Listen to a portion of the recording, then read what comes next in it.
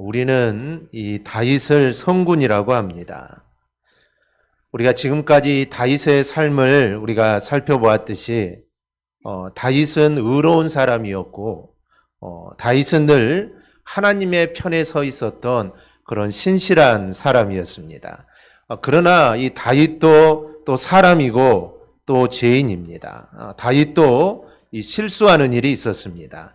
바로 그 실수하는 부분이 바로 오늘 이 본문에 나오고 있습니다. 1절을 보면 그 해가 돌아와 왕들이 출전할 때가 되매 다윗이 요압과 그에게 있는 그의 부하들과 온 이스라엘 군대를 보내니라고 합니다. 여기서 이 왕들이 출전할 때라는 이 말은 이제 전쟁을 하기가 참 적절할 때가 되었다라는 것을 뜻합니다. 이 시기는 이제 우기인 겨울이 지나고 이 건기가 시작되는 이 4월경입니다.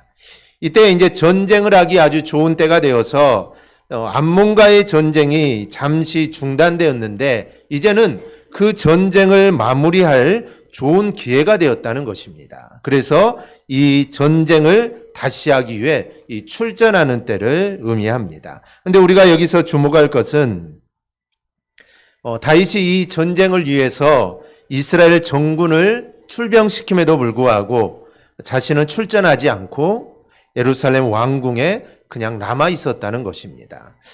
여러분, 이 사실은 매우 중요합니다. 왜냐하면 이 사실이 이후에 전개될 이 다윗의 범죄와 매우 밀접하게 연관이 있기 때문입니다. 이 고대 전쟁에서는 특별한 일이 없는 한은 왕이 직접 군대를 이끌고 출전하는 것이 이게 관례입니다.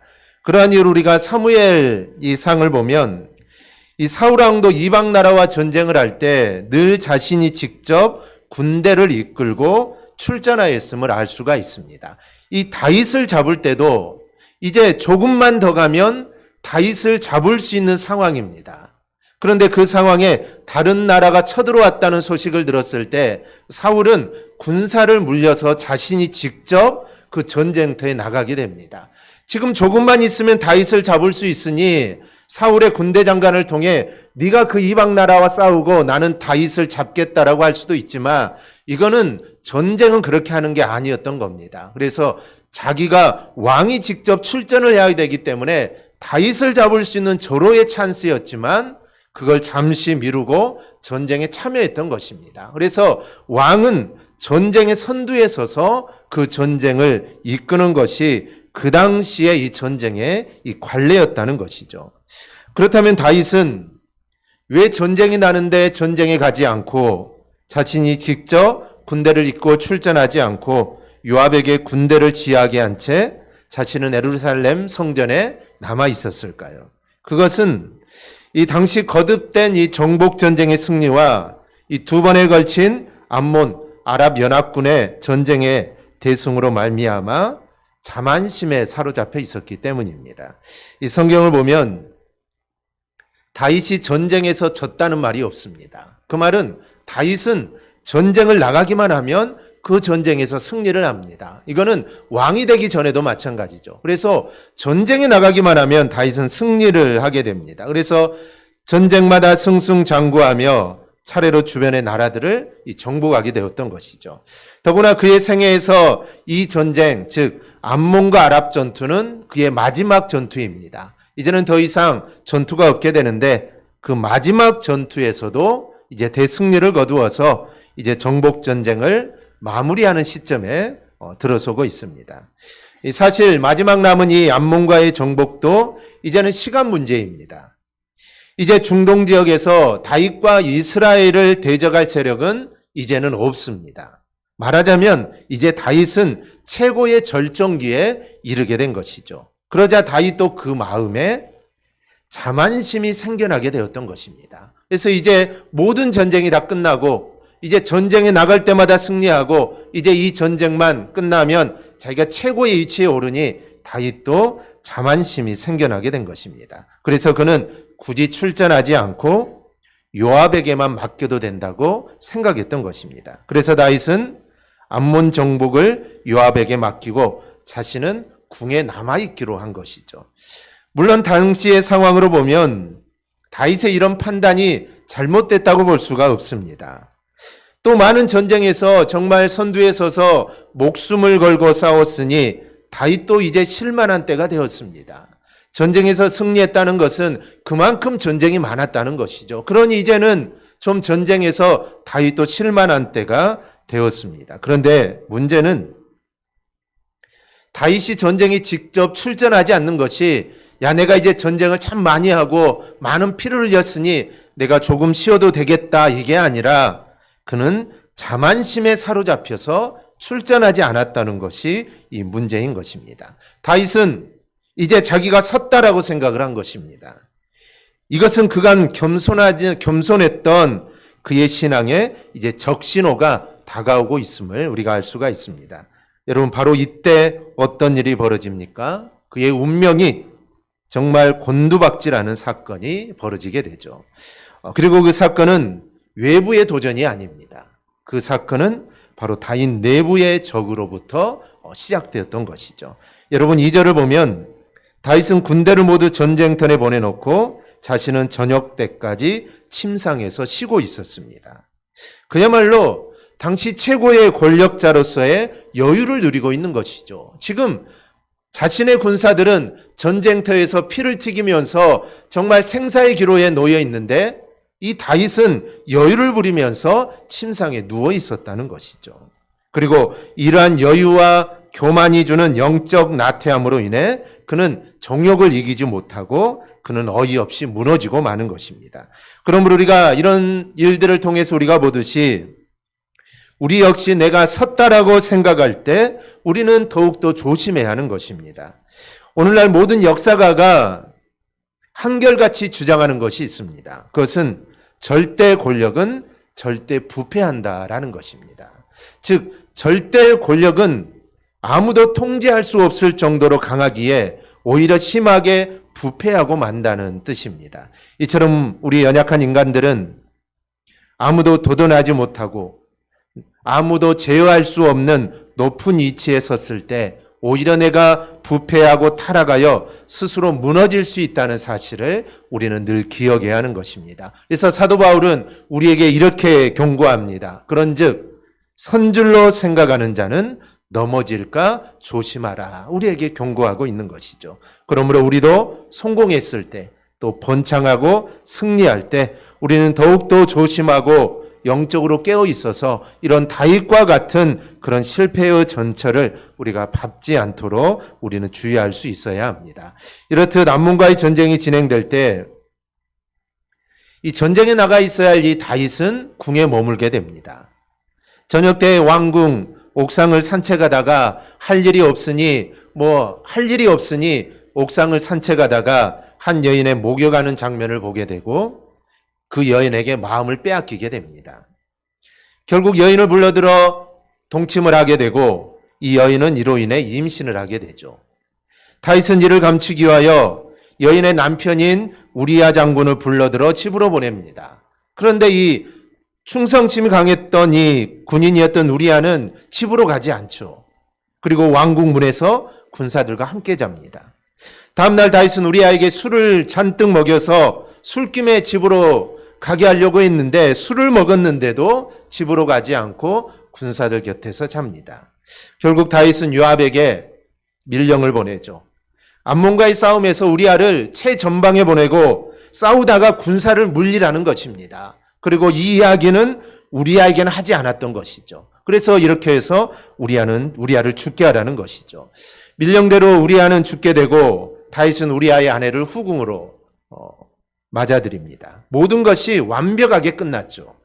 밧세바가 다윗의 아내가 됨으로써 이제 태어날 아기도 당연히 다윗의 아들이 됩니다.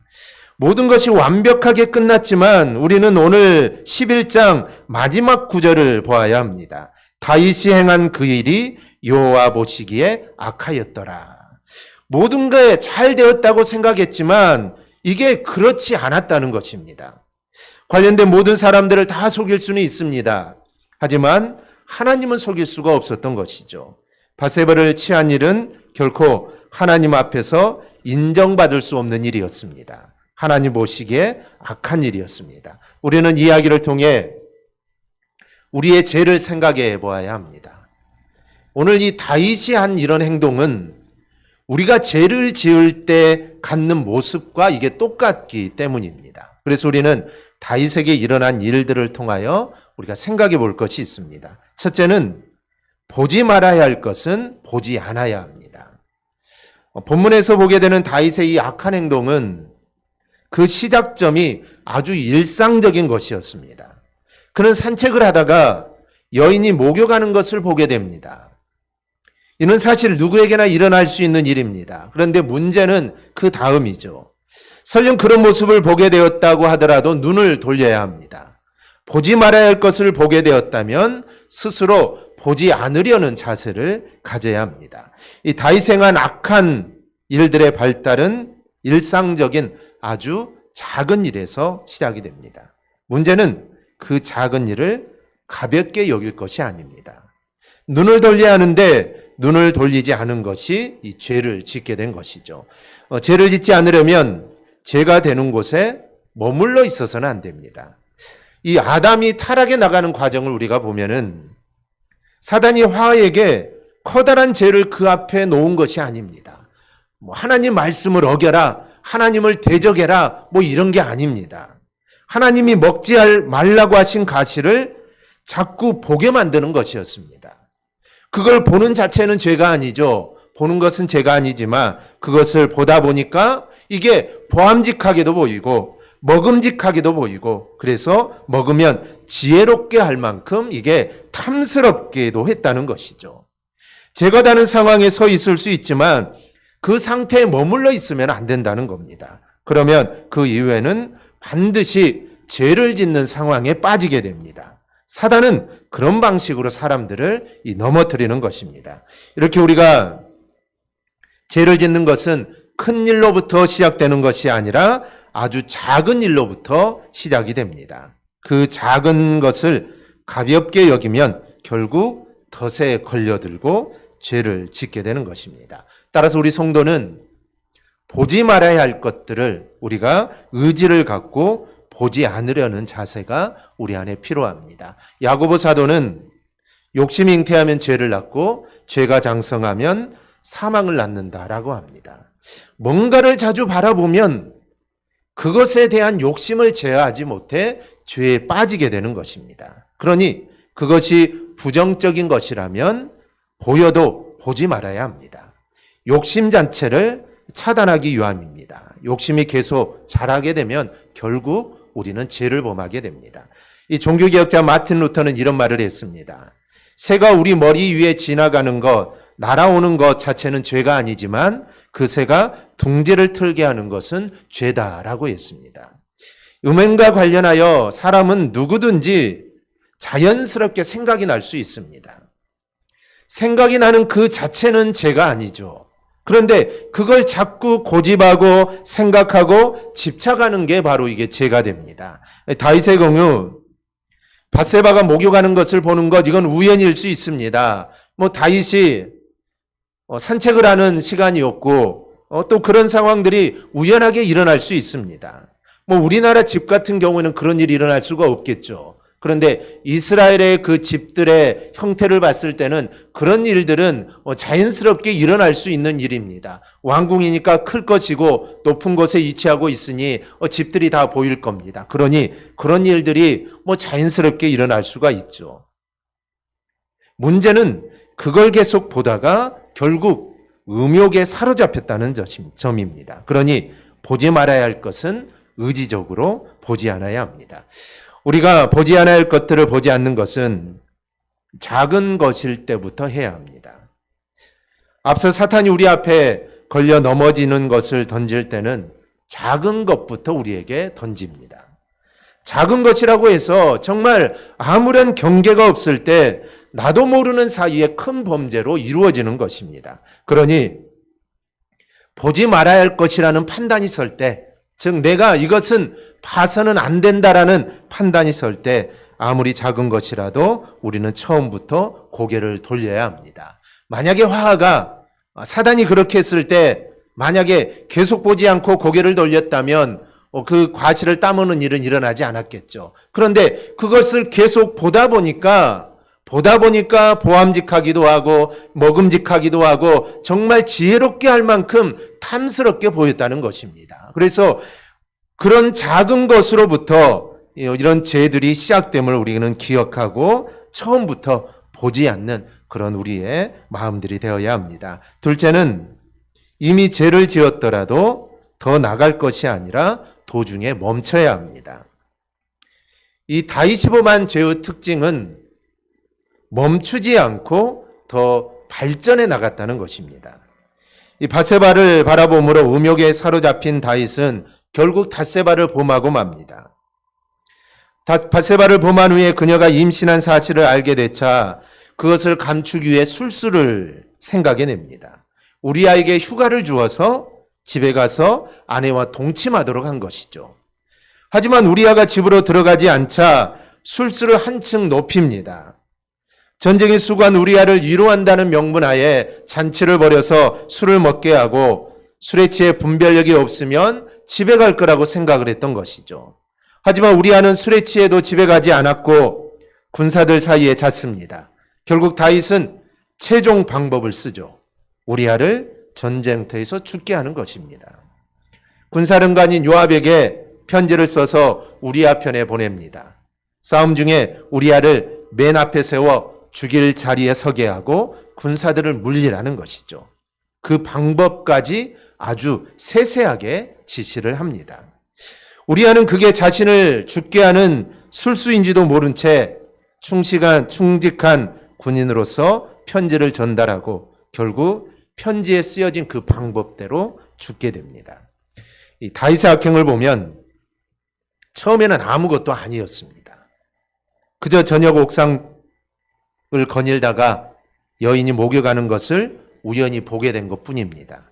중요한 것은 여기에서 멈췄어야 했다는 것입니다. 그리고 고개를 돌려야 했습니다. 하지만 그 길로 다윗의 마음은 음욕으로 치닫게 되죠. 하지만 이미 음욕을 품었더라도 다윗은 이게 하나님이 싫어한다는 것을 아마 알았을 것입니다. 우리가 이 다윗의 성품을 봤을 때, 지금까지의 다윗의 모습을 봤을 때 이런 상황 속에서 다윗은 아마 이게 하나님이 싫어한다는 것을 알았을 겁니다. 그렇다면 여기에서 멈췄어야 했죠.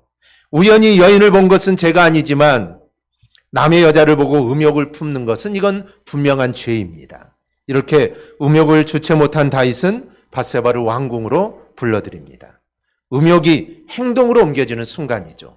음욕은 마음의 죄라면 이제 여인을 취하는 순간부터 이제는 간음죄로 변하는 것이죠.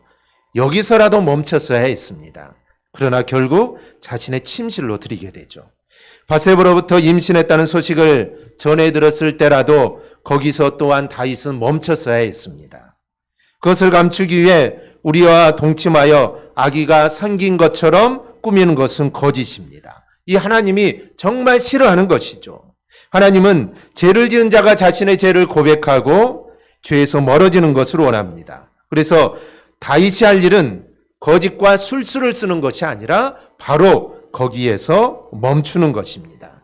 회개하고 자신이 당해야 할 수모를 받아들이는 것입니다. 하지만 우리아를 집으로 가게 합니다. 집으로 가지 않고 궁궐앞 군사들과 함께 자게 될 때 이때 다윗은 멈췄어야 합니다. 하지만 술수의 단계를 더 높여 술로 우리아를 무너뜨리려고 했죠. 그럼에도 불구하고 우리아가 집으로 가지 않는 것을 보고 이제는 정말 멈췄어야 했습니다. 그런데 다윗은 거기에서도 멈추지 않고 가장 추악한 짓을 하고 말죠. 바로 우리아를 모살하는 것입니다. 요압은 다윗의 지시대로 우리아를 맨 앞에 세워 성문으로 진격하게 하다가 군사들을 뺐습니다. 성내에서 암몬 군사가 쏜 화살에 군사 몇과 결국 우리아가 죽습니다. 이 방법이 얼마나 유치했는지 요압이 이를 보고하기 위하여 전령을 보냈을 때 이 소식을 들은 신하들이 화를 냅니다. 이처럼 군사 초보도 아니고 이런 전쟁은, 이런 전술은 군사 초보도 하지 않는 일인데 정말 전쟁에서 잔뼈가 굵은 요압이 이렇게 미련한 이런 작전을 했다는 것을 보고 신하들이 화를 내게 되죠. 후에 우리아의 아내 밧세바가 왕궁에 들어가 후궁이 되었다는 것을 보는 사람들은 당연히 이 어설픈 군사작전을 떠올리며 다윗과 요압을 의심했을 것입니다. 다윗은 남모르게 진행했지만 이게 감춰질 수 없는 일입니다. 이 죄라는 게 그런 겁니다. 다윗은 가장 비겁한 방법으로 우리아를 죽게 합니다. 그는 멈춰야 할 때를 놓치고 말았던 것이죠. 여러분, 우리가 죄를 지을 때, 그래서 더 큰 죄로 자꾸 빠져들어갈 때 하나님께서는 우리를 그냥 놔두시지 않습니다. 회개할 기회를 두시죠. 하나님은 분명 다윗의 양심을 아마 작동시켰을 것입니다. 궁전 옥상에서 밧세바를 목욕하는 것을 보고 음욕이 일어날 때 하나님께서는 아마 그의 양심을 움직였을 겁니다. 왜냐하면 지금은 암몬과의 전쟁 중입니다. 그렇다면 왕은 긴장하고 깨어 있어야 하는데 전쟁이 밀릴 수도 있고 전쟁에 이길 수도 있는 상황이기 때문에 급한 보고가 들어와서 전쟁이 밀리고 있다 한다면 왕은 즉시 군사들을 이끌고 또 가야 되는 정말 그런 상황에 놓여 있기 때문에 긴장하고 깨어 있어야 하는데 그렇게 한가롭게 옥상을 거닐다가 이런 광경을 보면서 음욕이 만약에 일어났다면 내가 나태하니 여기 이렇게 마귀가 역사하는구나 이런 생각을 해야 할 것입니다. 그리고 전쟁터로 달려가야 되겠죠. 100번 양보하더라도 우리아가 집으로 들어가지 않고 국문 앞에서 군사들과 잘 때 다윗은 멈췄어야 합니다. 이건 역시 하나님이 다윗에게 보여주시는 시그널이었기 때문입니다. 그 위에도 다윗은 하나님께 주시는 여러 번의 신호를 받았습니다. 그런데 그런 신호가 있었음에도 불구하고 그는 계속 죄를 고집하게 되죠. 다윗이 악한 자라고 말하는 것은 단순히 죄를 지어서가 아닙니다. 세상에 죄를 짓지 않는 자가 어디 있습니까? 모든 사람은 다 죄를 짓습니다. 그러면 모든 사람들은 다 악한 자입니다. 그런데 다윗을 단순히 죄를 지어서가 아니라 그 죄를 고집했기 때문입니다. 우리도 마찬가지입니다. 하나님께서는 우리가 죄 중에 있을 때 우리에게 여러 면으로 신호를 줍니다. 그러나 우리는 그것을 보고 멈춰야 합니다. 설령 이미 죄가 진행되었다 하더라도 멈춰야 합니다. 죄를 고집하는 모습까지 우리가 나가서는 안 됩니다. 그러니 죄 앞에 있을 때 우리는 멈춰야 한다는 그 사실을 우리는 분명하게 해야 합니다. 셋째는 죄를 고집함으로 맞게 될 결과를 생각해야 합니다. 우리가 이것만 생각하면 죄를 범하는 것에서 돌아설 수 있습니다. 다윗은 하나님이 그때마다 주시는 이 신호가 있었음에도 불구하고 죄를 고집했습니다. 그 결과 왕으로서 다윗에게 두 가지를 갖게 됩니다. 하나는 충직한 장수 우리아를 잃은 것입니다. 우리아 같은 장수를 얻는 것은 이게 쉬운 일이 아니죠. 다윗은 자신의 죄를 감추려고 고집하다가 결국 이런 충직한 장수를 하나 잃게 됩니다. 요즘 방식으로 이야기한다면 이 장교 한 명을 배출하는데 약 2억 원이 든다고 합니다. 이는 육군 사관학교를 졸업하고 지휘관이 되는 대위로 임관하는 것을 말합니다. 그래서 대학 4년간 입히고 또 학비를 대주고 이런 일들을 하게 되는데 약 2억 원이 된다는 것이죠.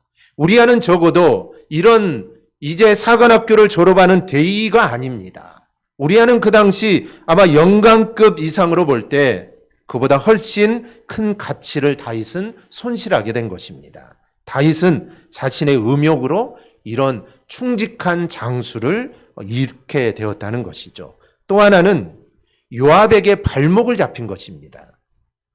우리가 지금까지 살펴보았듯이 요압은 아주 훌륭한 장군이고 또 다윗과는 이 친척 관계에 있습니다. 그런데 이 요압은 야심가입니다.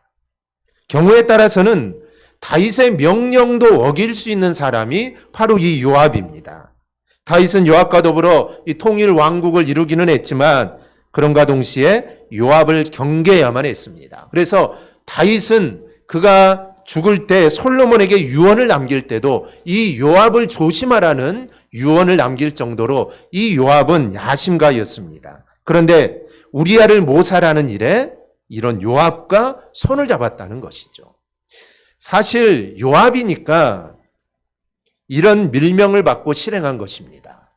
요압이 아니었다면 어떻게 이런 일을 행할 수 있겠습니까? 자기의 부하를 죽이라는 것이고 또 장군을 죽이라는 것인데 어느 누가 왕이라 이런 명령을 했다고 해서 그걸 쉽게 할 수 있겠습니까? 요압이기 때문에, 친척이기 때문에, 야심가기 때문에 이런 일을 한 것입니다. 다윗에게 충성심을 보이면서 동시에 다윗의 발목을 잡는 일이기 때문에 이 일을 요압은 행한 것입니다. 권력을 잡는 데는 다윗의 발목을 잡는 것만큼 효과적인 게 없기 때문입니다. 이제 요압은 다윗의 아주 커다란 약점을 하나 잡은 것입니다. 그렇기 때문에 언젠가 이 약점이 다윗을 무너뜨릴 수 있는 기회가 될 수 있다는 것이죠. 그래서 요압은 그 기회로 삼기 위해 이 사건을 실행한 것이고 결국 다윗은 요압에게 발목을 잡히게 됩니다. 이 죄라는 게 그렇습니다. 은밀하게 행하는 그 죄가 오히려 발목을 잡습니다. 그리고 무언가를 얻으려고 짓는 죄가 오히려 그것보다 더 중요한 것을 잃게 하는 것입니다. 우리는 이 사실을 기억해야 합니다. 그래서 우리가 혹시라도 죄를 짓거나 우리가 고집하는 일이 생길 때 그렇게 가다가는 잃지 않아야 할 것을 잃고 또 매이지 않아야 될 일에 우리가 매이게 된다는 점을 우리는 생각하고 정말 부끄럽더라도 우리는 그 자리에서 우리는 멈춰야 합니다. 회개는 부끄러움을 동반합니다. 회개는 부끄러움을 동반할 수밖에 없습니다. 하지만 하나님 앞에서 도리어 우리의 모습을 회복할 수 있다는 이런 좋은 기회가 된다는 점을 우리는 생각하고 우리는 회개가 부끄럽지만 우리는 온전한 회개로 하나님 앞에 나아가야 합니다. 이 죄는 작은 것에서부터 시작된다라는 것을 잊지 않기를 바랍니다. 죄를 더 진행하는 것보다는 멈추는 게 우리는 하나님의 인정을 받습니다. 우리가 죄를 짓지 않고 살 수는 없습니다. 매일매일 우리는 하나님 앞에 우리는 다 죄인입니다. 그러나 그 죄를 계속 진행하는 것이 아니라 멈추고 돌아서야 합니다. 즉 우리는 회개해야 합니다. 그런데 죄를 고집하다가는 잃지 않아야 할 것들을 잃게 되고 생각지 않은 것에 우리는 매이게 됩니다. 회개는 빠를수록 좋습니다. 그러므로 우리는 항상 하나님을 의식하며 살아야 합니다. 다윗이 하나님을 의식했다면 아마 그는 밧세바를 보았을 때 그는 고개를 돌렸을 것입니다. 아니 그 위에 상황들이 진행되는 과정마다 만약 그가 하나님 앞에서 내가 살아간다는 마음으로 살아갔다면 그의 죄는 더 이상 진행되지 않았을 것입니다. 그래서 우리는 늘 내가 하나님 앞에 있다라는 마음으로 살아가야 합니다. 코람데오, 즉 하나님 앞에서의 신앙을 가지고 살아가야 합니다. 그러면 우리는 조금이나마 올바른 삶을 살 수 있습니다. 우리 모두 오늘 이 다윗의 모습을 보며 늘 하나님 앞에서 올바른 모습으로 또 죄를 지었다면 우리가 죄를 짓지 않을 수는 없으니까 내가 죄를 지었다면 그게 사소한 것이더라도 우리가 빨리 회개하는 모습으로 하나님 앞에 설 수 있는 우리 모두가 되기를 주님의 이름으로 축원합니다. 아멘. 기도하겠습니다.